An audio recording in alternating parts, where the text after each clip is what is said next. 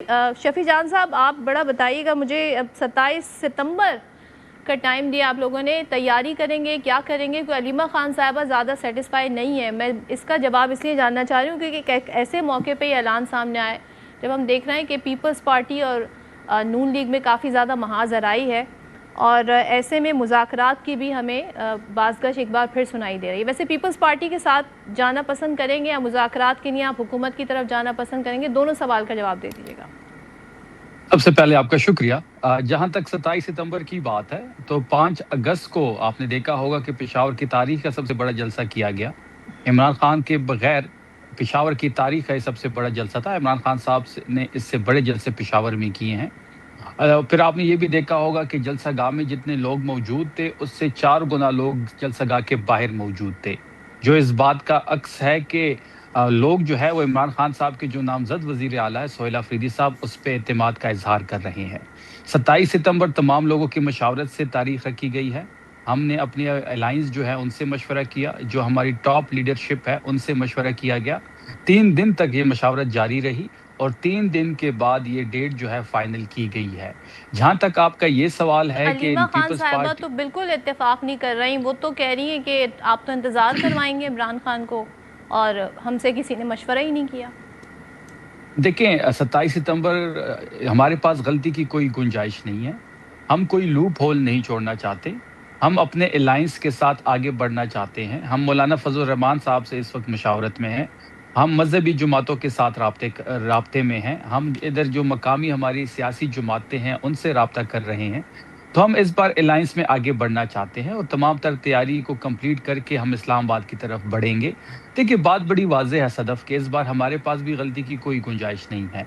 हम तमाम तर चीज़ों को, तमाम तर सिचुएशन को सामने रख के हमने आगे अलायंस में बढ़ना पीपल्स है। पार्टी को की गुंजाइश है आपके अलायंस में? देखें, पहली बात ये है कि ये एक दिन की एक्टिविटी नहीं होगी। ये एक्टिविटी हफ्तों और महीने पे भी मुश्तमिल हो सकती है।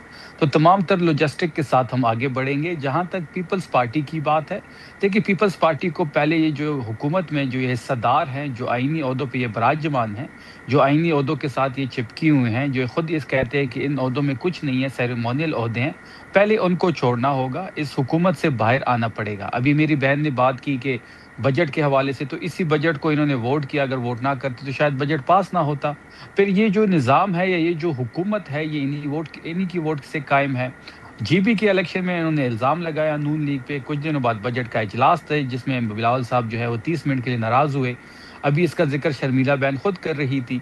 फिर 30 मिनट की नाराज़गी के बाद जब जीबी की हुकूमत इनके हवाले कर दी गई तो इन्होंने बजट में वोट दे दिया। अभी वही चीज़ें फिर कश्मीर में आपको देखने को मिल रही है। एक नूरा कुश्ती वहाँ पे भी चल रही है। अब अगर वो चीज़ें सेटल डाउन हो जाती है तो ये दोनों जमातें अपनी पुरानी तनख्वाह पे काम करेंगे। अगर पीपल्स पार्टी वाकई ये समझती है कि ये जो मौजूदा हुकूमत है इससे छुटकारा हासिल करना पाकिस्तान के हक में बेहतर होगा, तो बेहतर फैसला ये है कि ये अपने आईनी ओहदे छोड़े और अपोजिशन में बैठ जाए।